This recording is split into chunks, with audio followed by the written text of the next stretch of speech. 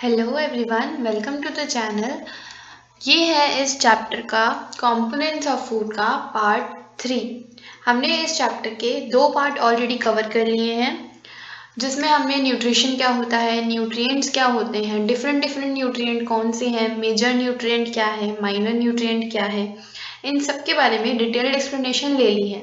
आज इस चैप्टर का पार्ट 3 है, जिसमें हम बैलेंस डाइट के बारे में पढ़ेंगे और इसके बाद जो डेफिशिएंसी वाला टॉपिक है उसको भी कवर करके इस चैप्टर को ख़त्म करेंगे। चलिए स्टार्ट करते हैं। Balance diet. The food we normally eat in a day is our diet. For growth and maintenance of a good health, our diet should have all the nutrients that our body need in right quantity. देखिए, जो हम normally अपना खाना खाते हैं, जो हम normally खाना खाते हैं वो क्या होता है, डाइट होता है, हमारा डाइट होता है। बट अगर हमें हमारी ग्रोथ करनी है, हमारी बॉडी की मेंटेनेंस करनी है और गुड हेल्थ को मेंटेन करना है, तो हमारी जो डाइट है उसके अंदर सारे न्यूट्रिएंट्स का प्रेजेंट होना ज़रूरी है। कौन से न्यूट्रिएंट्स, जिनके बारे में हम शुरू से डिस्कशन करते हुए आ रहे हैं, carbohydrate, fat, protein, vitamin and mineral, इन सब का होना ज़रूरी होता है। क्योंकि अगर कोई एक भी काफ़ी टाइम के लिए अगर मिसिंग हो जाता है तो उससे प्रॉब्लम्स आ सकती हैं, जो हम आगे इस चैप्टर में पढ़ेंगे। ठीक है, तो अगर वो सारे जो न्यूट्रिएंट्स हैं वो एक अच्छी क्वांटिटी में हमारे खाने में प्रेजेंट होते हैं, हमारी डाइट में प्रेजेंट होते हैं, तो वो डाइट एक बैलेंस डाइट बन जाती है। Not too much of one or not too little of the other. The diet should also contain a good amount of roughage and water. Such a diet is called a balanced diet. मतलब कि खाने में सिर्फ वो 5 nutrient का होना ही ज़रूरी नहीं है, उसके अलावा 2 ऐसे न्यूट्रिएंट और हैं जिनको हम न्यूट्रिएंट नहीं बोलते, कंपोनेंट बोलते हैं। एक हो गया रफेज और दूसरा वाटर। ये भी इक्वली ही इम्पोर्टेंट होते हैं, इनका भी होना ज़रूरी होता है। पहले तो वो 5 न्यूट्रिएंट्स होने चाहिए और ये जो 2 एक्स्ट्रा कंपोनेंट्स हैं ये भी होने चाहिए। कौन कौन से, रफेज और वाटर। अगर ये सब हमारे खाने में प्रेजेंट हैं अच्छी क्वांटिटी में, तो उस डाइट को हम क्या बोलेंगे, बैलेंस डाइट। ठीक है, तो जैसे मैंने हाईलाइट किया हुआ है आप अपनी बुक्स में उसी तरीके से हाईलाइट करेंगे। और आई होप आपने वो वीडियो देखी होगी, स्ट्रैटेजी वाली वीडियो, जिसमें मैंने आपको बताया था कि आपके क्या क्या डाउट्स हैं और आप किस तरीके से अपना सिलेबस क्रैक कर सकते हैं बहुत बढ़िया तरीके से। ठीक है, देखिए, pulses, groundnut, soybean, sprouted seeds, fermented food, a combination of flours, banana, spinach, sattu, jaggery, available vegetable and other such food provide many nutrients. Therefore, one can eat a balanced diet without expensive food material. देखिए, खाने का महंगा होना ज़रूरी नहीं है।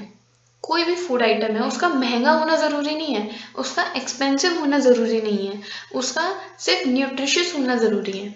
यानी कि हम दाल रोटी खाएंगे तो भी चलेगा, हम शाही पनीर खाएंगे तो भी चलेगा, बट अनटिल एंड अनलेस उसमें क्या होना चाहिए, उसमें बैलेंस डाइट होनी चाहिए वो एक। ठीक है, eating the right kind of food is not enough. It should also be cooked properly so that its nutrients are not lost.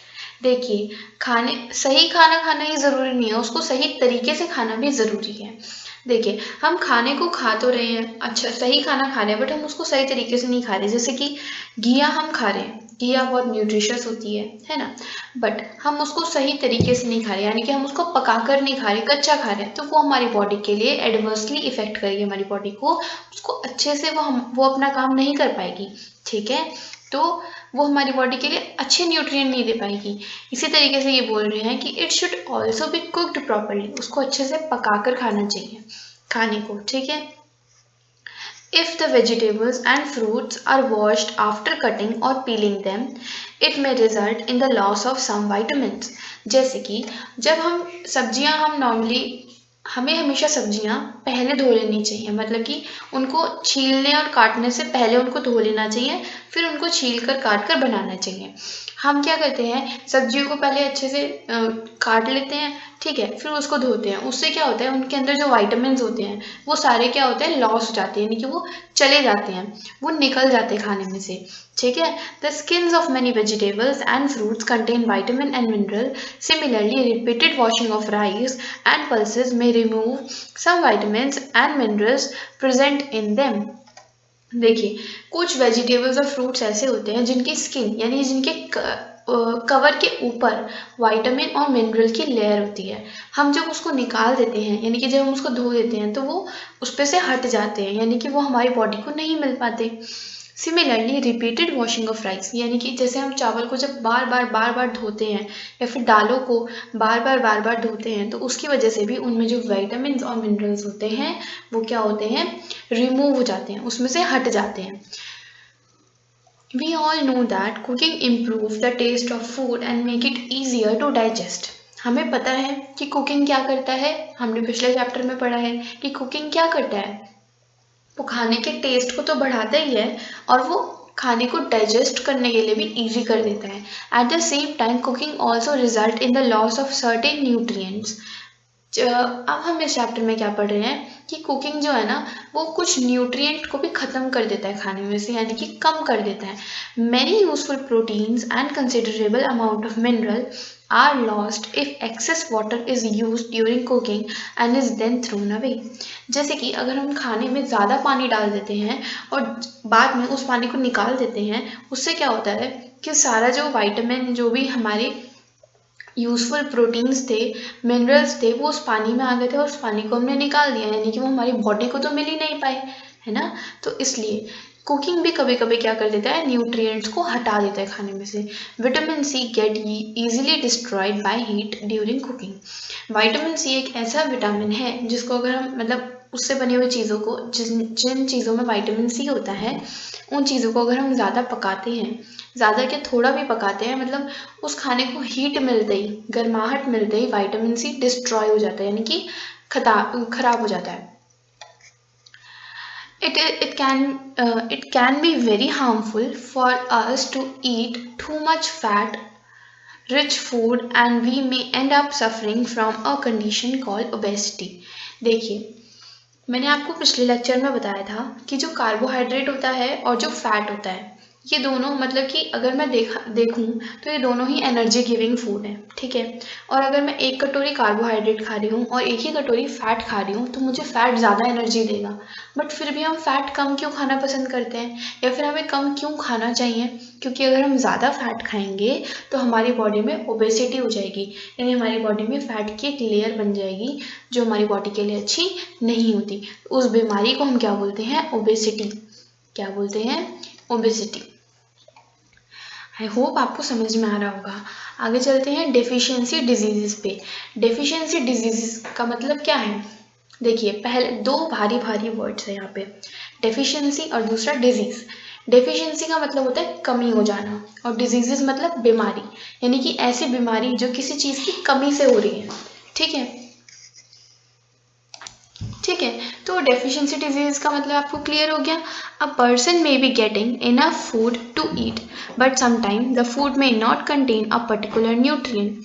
If this continue over a long period of time the person may suffer from its deficiency. देखिए मैं आपको बताती हूँ, जैसे कि अगर आप रोज चावल ही चावल खाए जा रहे हैं, ठीक है। आज आपने चावल खाए, कल आपने चावल खाए एंड ओवर आपने 1-2 महीने तक सिर्फ चावल ही चावल खाए, तो क्या होगा आपकी बॉडी में, कार्बोहाइड्रेट तो बढ़ जाएगा बट आपको ना प्रॉपर फैट मिल पाएगा और जो बाकी न्यूट्रिएंट्स हैं उनकी कमी हो जाएगी आपकी बॉडी में, है ना। कार्बोहाइड्रेट तो सही मिल रहा है आपकी बॉडी को और ज़्यादा ही मिल रहा है बल्कि, बट जो बाकी न्यूट्रिएंट्स हैं उनकी कमी हो जाएगी। तो इसलिए हम ध्यान रखते हैं कि हम एक प्रॉपर बैलेंस डाइट लें, जिसकी वजह से क्या होगा कि हमारी बॉडी को सारे न्यूट्रिएंट बराबर मात्रा में मिल पाएंगे, जिससे हमारी बॉडी में किसी भी चीज़ की डेफिशिएंसी नहीं होगी। डेफिशिएंसी का मतलब क्या है, कमी हो जाना, ठीक है। तो अगर हम ओवर अ लॉन्ग टाइम एक पर्टिकुलर न्यूट्रिएंट को नहीं खाएंगे या उसका यूज़ नहीं करेंगे, तो उससे हमारी बॉडी में क्या होगा, उसकी डेफिशिएंसी हो जाएगी। डेफिशिएंसी ऑफ वन और मोर न्यूट्रिएंट कैन कॉज डिसीजेस और डिसऑर्डर इन आवर बॉडी। और जो भी अगर हम ज़्यादा कमी रखते हैं किसी भी एक न्यूट्रिएंट की या एक से ज़्यादा न्यूट्रिएंट की हमारी बॉडी में कमी हो जाती है, तो वो बीमारियां और डिसऑर्डर हमारी बॉडी में क्रिएट कर सकता है। Disease that occur due to lack of nutrient over a long period are called deficiency diseases. और इसी तरीके से जो बीमारियां होती हैं किसी चीज़ की कमी की वजह से, उनको हम बोलते हैं deficiency diseases. Okay, if a person does not get enough protein. देखिए मैंने यहाँ पे क्या किया है, यहाँ पे ना दे रखा है आपको कि प्रोटीन की कमी हो जाएगी तो क्या प्रॉब्लम है, ऐसे कार्बोहाइड्रेट और प्रोटीन की कमी हो जाएगी तो क्या होगा, विटामिन की कमी हो जाएगी तो क्या होगा। तो आप ऐसे हाईलाइट कीजिए, ठीक है। अगर प्रोटीन की कमी हो जाएगी तो आपकी बॉडी में क्या हो जाएगा, स्टंटेड ग्रोथ। स्टंट मतलब रुक जाना, आपकी बॉडी की ग्रोथ रुक जाएगी, आपके फेस पे स्वेलिंग रहेगी, ठीक है, यानी कि फेस पे सूजन रहेगी। डिस्कलरेशन ऑफ हेयर, यानी कि आपके बालों का कलर जाने लग जाएगा, वाइटनेस आ जाएगी आपके बालों के कलर में, या ब्राउनिश कलर के हो जाएंगे आपके बाल। और आपको स्किन डिजीजेस होने लग जाएंगी, यानी कि पिंपल, एक्ने, ऐसी प्रॉब्लम्स आएंगी आपको, स्किन पे रैशेज रहेंगे और डायरिया जैसी प्रॉब्लम्स आपको हो सकती हैं अगर प्रोटीन की ज़्यादा दिन तक कमी आपकी बॉडी में रहती है तो। बोथ कार्बोहाइड्रेट एंड प्रोटीन, अगर कार्बोहाइड्रेट और प्रोटीन दोनों चीज़ों की कमी अगर आपकी बॉडी में, तो क्या होगा, द ग्रोथ में स्टॉप कम्प्लीटली, आपकी बॉडी की ग्रोथ पूरी तरीके से रुक जाएगी। Such a person become very lean and thin and so weak that he or she may not even be able to move, यानी कि आपकी बॉडी इतनी पतली हो जाएगी और आप इतने पतले हो जाओगे और इतने वीक हो जाओगे कि आपसे हिला भी नहीं जाएगा। You will not be able to move. Deficiency of different vitamins and mineral may also result in certain diseases or disorder. और अगर आपकी बॉडी में विटामिन्स और मिनरल्स की कमी हो जाती है तो उससे भी आपकी बॉडी में बहुत सारे डिजीजेस और डिसऑर्डर्स हो सकते हैं। अब देखिए विटामिन के लिए आपको पूरा टेबल दिया हुआ है यहाँ पर कि विटामिन ए की कमी होती है तो लॉस ऑफ विजन, यानी आपकी आंखें चली जाती हैं, आंखों से देखना कम हो जाता है। विटामिन बी से बैरी हो जाता है, विटामिन सी से स्कर्वी, विटामिन डी से राइकेट्स, कैल्शियम से बोन और टूथ डीके हो जाता है आपको, और आयोडीन की कमी से गॉइटर नाम की बीमारी हो जाती है, और आयरन की कमी से एनीमिया, ठीक है। और ये इन सब के सिम्टम्स हैं कि अगर आपको आंखों से दिखना कम हो गया तो आपको कैसे पता चलेगा कि आपको कम दिखेगा, आपको अंधेरे में दिखेगा नहीं, कभी कभी आपको पूरा ही नहीं दिखा करेगा। बेरी का कैसे पता चलेगा कि आपकी जो मसल्स हैं वो वीक हो जाएंगी और आपको बहुत कम एनर्जी मिलेगी काम करने के लिए, ठीक है। तो ये ऐसे ही सबके दिए हुए हैं और ये बहुत ज़्यादा इंपॉर्टेंट है, इससे डायरेक्टली क्वेश्चन आपके पेपर में आते हैं। चलिए अब जो यहाँ पे आपको कीवर्ड्स दिए हुए हैं इनके डेफिनेशन कर लेते हैं जल्दी से। तो मैंने यहाँ पे आपके लिए डेफिनेशन लिखी हुई है। बैलेंस डाइट की क्या डेफिनेशन है, a diet containing all the nutrient and other components in proper proportion is called balance diet. एक ऐसी डाइट, एक ऐसा डाइट जिसमें कि सारे न्यूट्रिएंट और कंपोनेंट एक प्रॉपर प्रोपोर्शन में, यानी कि एक संपूर्ण मात्रा में, एक प्रॉपर मात्रा में प्रेजेंट हो, तो उसको हम क्या बोलते हैं, बैलेंस्ड डाइट। फिर है berry, it is a disease caused by deficiency of vitamin B1। Vitamin B1 की कमी से जो आपको डिजीज हो जाती है, यानी कि जो आपको बीमारी हो जाती है, उसका नाम क्या है, बेरी। नेक्स्ट है carbohydrates, these are energy giving nutrient, these are mainly found in the form of starch and sugar in our body. Carbohydrate क्या होता है, ये एनर्जी गिविंग न्यूट्रिएंट्स होते हैं और ये किस फॉर्म में मिलते हैं, हमने फर्स्ट लेक्चर में पढ़ा था कि हमें स्टार्च और शुगर की फॉर्म में मिलते हैं मेनली, ठीक है। नेक्स्ट है आपका फैट्स। देखिए मैंने बाकी डेफिनेशंस यहाँ पर आपके लिए लिखी हैं। सबसे पहले एनर्जी क्या होता है, it is the capacity of to do work, यानी काम करने की जो हमारी क्षमता है, जो शक्ति है, उसको हम क्या बोलते हैं, एनर्जी, कैपेसिटी, ठीक है। Fats, these are energy giving nutrient, they act as a fuel for our body. Fat क्या होते हैं, ये एनर्जी गिविंग न्यूट्रिएंट होते हैं और ये हमारी बॉडी के लिए फ्यूल की तरह काम करते हैं। जैसे गाड़ी में फ्यूल की नीड होती है, उसी तरीके से हमारी बॉडी को फैट की भी नीड होती है।